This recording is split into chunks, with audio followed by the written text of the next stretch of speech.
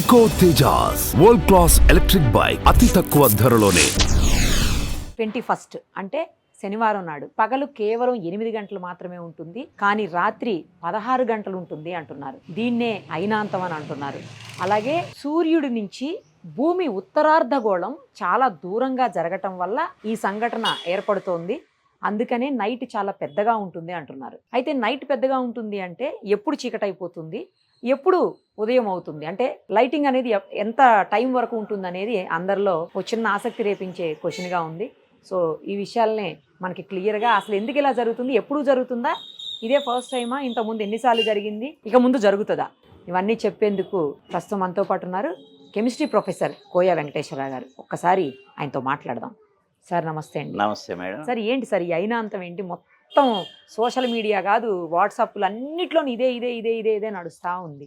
అంటే ఏంటి అసలు? ఒక విధంగా ఇది చెప్పాలి అంటే భూమి సూర్యుడి చుట్టూ తిరిగే విధానంలో నిరంతరం జరిగే మార్పుల వలన ఇలాంటి విషయాలు మనకు ఉత్పన్నం అవుతాయి. నిజానికి భూమి గనక టోటల్ స్పెరికల్గా ఉండి ఒకే తన అక్షం చుట్టే తిరుగుతూ ఉన్నట్లయితే ఈ సమస్య వచ్చేది కాదు. మనకు పర్మనెంట్గా డే అండ్ నైట్ సమానంగా ఉండే. కానీ ఈ భూమి సూర్యుడి చుట్టూ తిరిగే ఆర్బిట్ చూసినట్లయితే ఎప్పుడూ కూడా స్పెరికల్గా భూమి ఉండదు. పైన కింద పోల్స్ దగ్గర కొంత నొక్కబడి ఎలాంగేట్ అయి ఉంటుంది. ఇది తిరిగే ఆర్బిట్ కూడా సర్క్యులర్గా లేకుండా ఎలిప్టికల్గా ఉంటుంది. ఎలిప్టికల్ అంటే ఎలాంగేటెడ్ సర్కిల్, అంటే ఈ షేప్ లో కోడిగుడ్డు ఆకారం,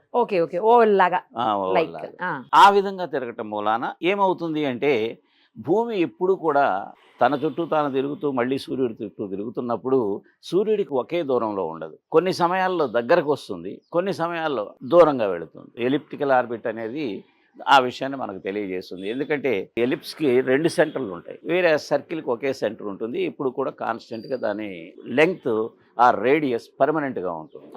ఇక్కడ అట్లా కాకుండా దూరాలు మారుతూ ఉంటాయి. కాబట్టి ఎప్పుడైతే భూమి సూర్యుడికి ఆర్బిట్లో తిరుగుతున్నప్పుడు ఎలిప్టికల్ పొజిషన్కి దూరంగా వెళ్ళినప్పుడు డెఫినెట్గా సూర్యుడి యొక్క కాంతి కిరణాలు భూమి మీద పడే అవకాశం తక్కువైపోవటం మూలాన మనకి చీకటిలాగా అనిపిస్తుంది. అదే ఎప్పుడు కూడా మీరు దాన్ని ఈక్వేటర్ దగ్గర కనుక చూసినట్లయితే భూమధ్య రేఖ దగ్గర అక్కడ రేస్ ఎప్పుడు సమానంగా ఉంటాయి. కాబట్టి ఆ ప్రాంతాల్లో నివసించే వాళ్ళకి మాకు డే అండ్ నైట్ సమానంగా ఉంటాయి అనిపిస్తుంది. ఇప్పుడు నార్త్ పోల్ వైపు, సౌత్ పోల్ వైపు మీరు అన్నట్లు hemisphere towards north, hemisphere towards south తీసుకున్నట్లయితే వాళ్ళకి ఈ ప్రాబ్లమ్స్ వస్తాయి. ఇవి అసలు భూమి తిరుగుతూ తన యాక్సిస్ చుట్టూ తిరగకుండా ఒక 23.5 డిగ్రీలు టిల్ట్ అయ్యి, అంటే తన యాక్సిస్ స్ట్రైట్గా ఉంటే ఇది 23.5 డిగ్రీలు టిల్ట్ అయ్యి ఇంకో పక్కకి ఆ యాక్సిస్ చుట్టూ తిరుగుతుంది కొత్తది. దీనివల్ల ఏమవుతుంది, సూర్యుడి కిరణాలు దీని మీద పడే విధానంలో చాలా మార్పు వస్తుంది. ఒక దగ్గర చాలా ఎక్కువగా పడుతుంది, ఒక దగ్గర చాలా తక్కువగా పడతాయి. దీని మూలాన మనము సూర్యకిరణాలను బట్టే డే అండ్ నైట్ నిర్ణయిస్తాం. కాబట్టి తక్కువ కిరణాలు పడే దగ్గర డే టైము తక్కువ ఉంటుందని, ఎక్కువ కిరణాలు పడే దగ్గర డే టైం ఎక్కువ ఉంటుంది అనుకుంటాం. ఇక్కడ మనకి ఒక 4 ఈ భూమి సూర్యుడికి చెందినటువంటి పాయింట్లు గుర్తుండాలి. ఈక్వినాక్స్ అని 2, ఈ ఇప్పుడు మనకు వచ్చినటువంటి ఇది ఒక డే, తర్వాత ఇలాంటి డేనే మనకి డిసెంబర్లో వస్తుంది. డిసెంబర్ ఇదే, డిసెంబర్ అంటే ఇంకొకటి జూన్లో వస్తుంది. అంటే ఏడాదికి 2 సార్లు ఇలా జరుగుతుంది. అయితే ఏడాదికి 2 సార్లు జరుగుతుంది.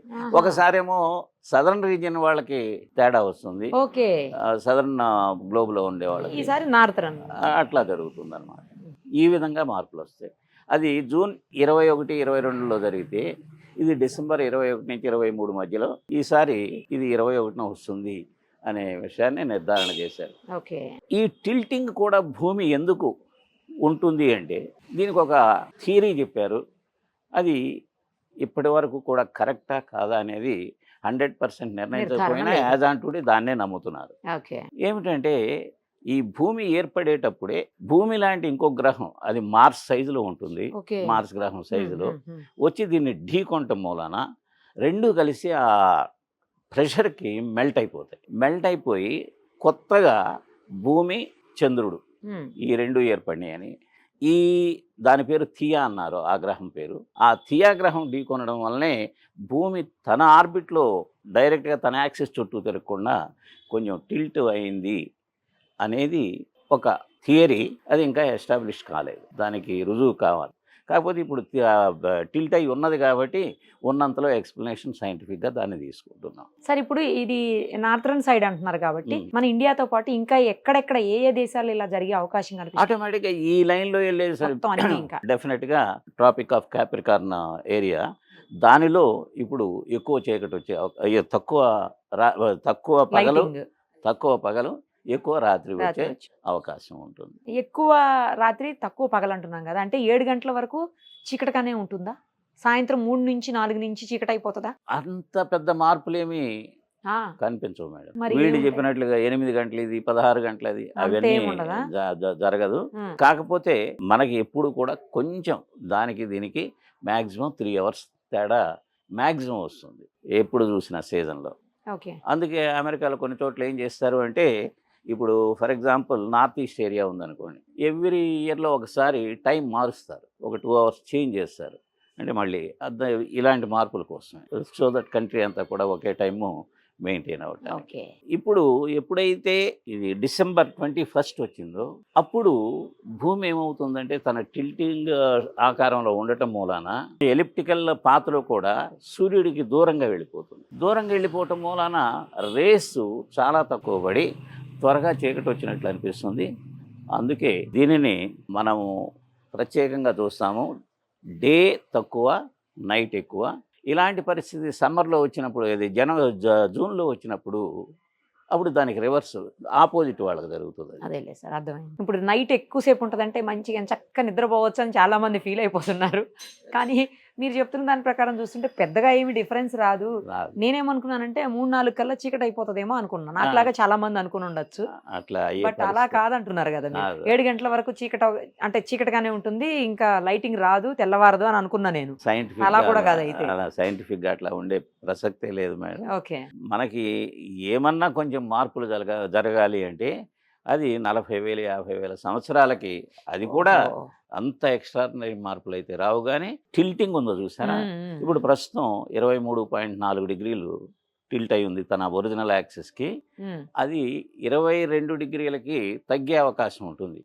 ప్రతి 50 సంవత్సరాల్లో ఆ మార్పు చూస్తున్నారు. 50,000 సంవత్సరాల్లో, ఆ 50,000 సంవత్సరాల్లో ఈ టైముల్లో మార్పులు ఎక్కువ చీకటి, లేకపోతే కొన్ని చోట్ల ఎక్కువ ఎండ, ఇలా వచ్చే అవకాశం ఉంటుంది. నార్మల్ గానే శీతాకాలం కొంచెం మనకి నైట్, ఈ వింటర్ సీజన్ అంతా ఏంటంటే ఎక్కువ, అందుకే దీన్ని వింటర్ పరంగా చెప్తాం అనమాట. అదేమో సమ్మర్ పరంగా, ఏది జూన్లో కరెక్ట్గా సూర్యుడు ఫర్ ఎగ్జాంపుల్ మన కంట్రీ లాంటి దగ్గర ఈక్వేటర్ మీదే ఉంటాడు 2 రోజులు, భూమధ్య రేఖ కొన్ని టయాల్లో. అప్పుడు 2 టయాలు ఆల్మోస్ట్ సమానంగా ఉంటాయి. అది మార్చిలో ఒకటి ఉంది, మార్చి 21, ఇంకోటి సెప్టెంబర్లో ఉంది. ఇలా కూడా ఉంటుంది అయితే, అట్లా కూడా ఉంటుంది. ఆ విధంగా కంటిన్యూస్ టైం చేంజ్ చేస్తూ ఉంటుంది. రైట్ సార్, క్లియర్గా క్లారిటీగా అసలు ఏం జరిగింది, ఏం జరగబోతోంది, అది తర్వాత దాని పరిణామాలు ఏంటి అనేది కూడా ఎక్స్ప్లెయిన్ చేశారు. Thank you sir, thank you so much. నమస్తే మేడం. సుమన్ టీవీలో మీ పర్సనల్ అండ్ బిజినెస్ ప్రమోషన్స్ కోసం కింది నెంబర్కి కాంటాక్ట్ చేయండి.